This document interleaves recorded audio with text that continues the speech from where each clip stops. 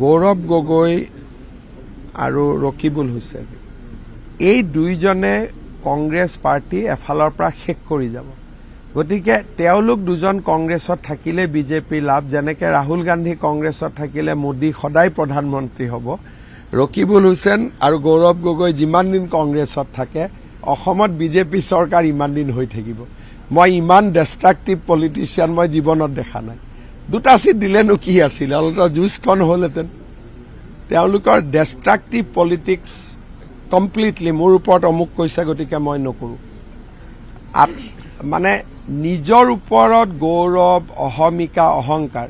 সেইকাৰণে মই দেখিছোঁ যে দেউতাক আফটাৰ অল এজন জনা ব্যক্তি আছিল, ভৱিষ্যত দেখা পোৱা ব্যক্তি আছিল।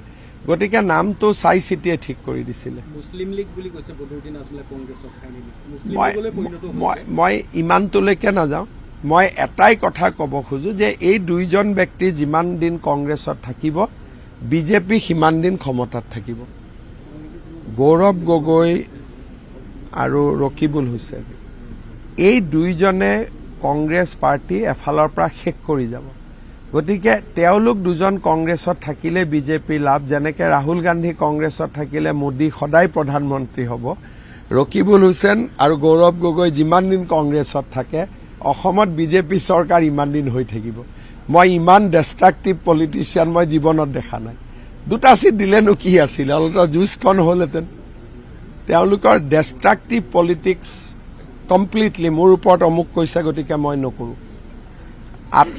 মানে নিজৰ ওপৰত গৌৰৱ, অহমিকা, অহংকাৰ। সেইকাৰণে মই দেখিছোঁ যে দেউতাক আফটাৰ অল এজন জনা ব্যক্তি আছিল, ভৱিষ্যত দেখা পোৱা ব্যক্তি আছিল। গতিকে নামটো চাই চিতিয়ে ঠিক কৰি দিছিলে। মুছলিম লীগ বুলি কৈছে বদৰুদ্দিন আজমলে কংগ্ৰেছত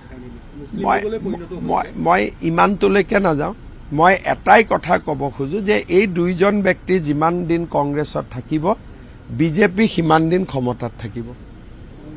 গৌৰৱ গগৈ আৰু ৰকিবুল হুছেইন এই দুইজনে কংগ্ৰেছ পাৰ্টি এফালৰ পৰা শেষ কৰি যাব।